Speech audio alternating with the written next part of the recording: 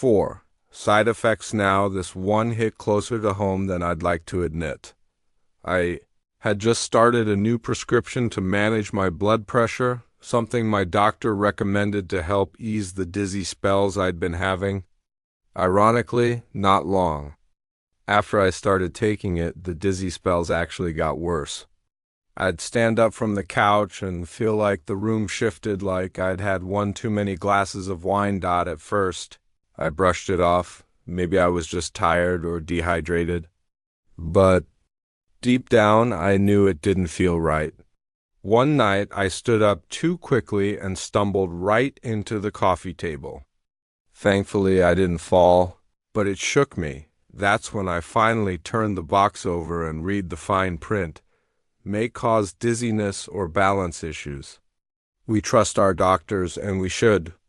But that doesn't mean we can ignore the signals our body sends us. As we age, medications affect us differently.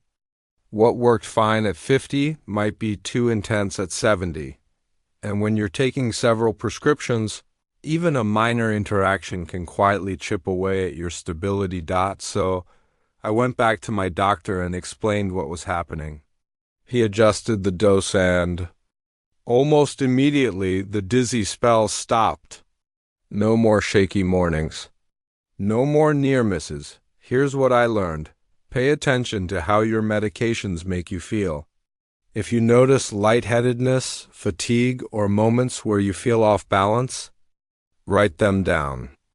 Bring them up at your next appointment. Make a full list of everything you're taking, even vitamins and over-the-counter stuff, and share it with your provider, your own best advocate. Don't let anyone dismiss your concerns.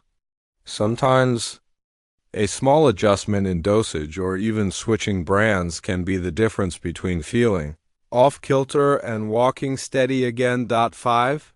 Grabbing furniture instead of using proper support. I used to be proud that I didn't need a cane or a walker. I'd glide around the house, leaning on countertops, chair backs, even door frames. I called it wall walking and convinced myself it was just a clever way to stay independent. But if I'm being honest, I was afraid of what using a cane might mean.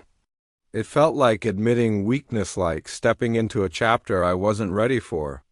That first time you reach for real support, it feels like more than just a physical act.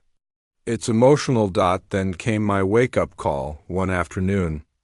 I was carrying a basket of laundry from the kitchen to the living room. My hands were full, no walls, no chairs to grab. I tripped over nothing. Just a tiny misstep and nearly went headfirst into the end table. That's when I realized something had to change. Furniture isn't support. It's not secure, not always nearby, and definitely not made to catch you. So I got a cane. A beautiful one, lightweight, with a padded handle and a cheerful floral print that actually made me smile. And you know what? The world didn't fall apart. I wasn't embarrassed. I felt empowered. Suddenly, I wasn't grabbing at walls or wincing at every step. I was walking tall, confident, in control. Using a cane or a walker isn't a sign of weakness. It's a sign of wisdom. You're choosing safety. You're choosing independence. And trust me, people respect that a whole lot more than watching you wobble and pretend you don't need help. If you find yourself reaching for furniture more often than not, maybe it's time to stop resisting. Lean on something designed to support you and take back your confidence. 6. Neglecting balance exercises. This one really opened my eyes. I didn't even know balance exercises existed until I wandered into a wellness class at the local senior center. I expected some light yoga or gentle stretches. But the instructor, a wonderful older woman, introduced us to simple balance moves, standing on one foot, shifting weight from side to side, walking heel to toe in a straight line, and let me tell you, it was more challenging than I thought. That's when it hit me. I hadn't been doing anything to maintain my balance. We think balance will always be there, like breathing. But it fades quietly. steadily unless we actively work on it. After just a few weeks of short sessions, just 5 to 10 minutes a day, I could feel the difference. My ankles got stronger, my posture improved. I no longer had to brace myself every time I stood up or stepped off a curb. And believe it or not, I even caught myself dancing around the kitchen again. The best part: balance can improve at any age. 70s, 80s, 90s, our bodies still know how to learn. You don't need a gym. You don't need fancy tools. Just a little space, a few minutes, and a bit of consistency. Don't wait until a fall forces you to take it seriously.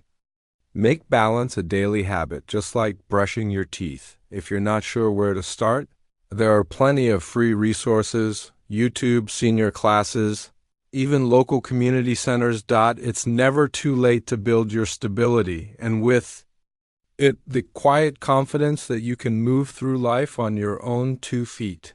Final thoughts: balance isn't just physical, it's mental, emotional, and deeply personal. And it's something we often ignore until it's nearly gone. But now, better.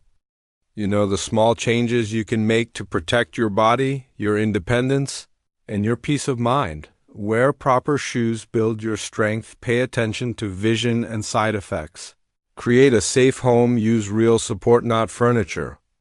Practice balance exercises daily. There's still so much life ahead, and you deserve to walk into it feeling steady, secure, and confident. If this resonated with you, give the video a like, subscribe, and leave a comment below. Which of these habits surprised you most? Which one will you start with? And if you'd like more uplifting advice, inspiring stories, and practical tips for aging with strength and grace, sign up for my Savvy Senior newsletter. It goes straight to your inbox and is filled with real support, just like this. Take care of yourself, sweetheart. Your future self will thank you.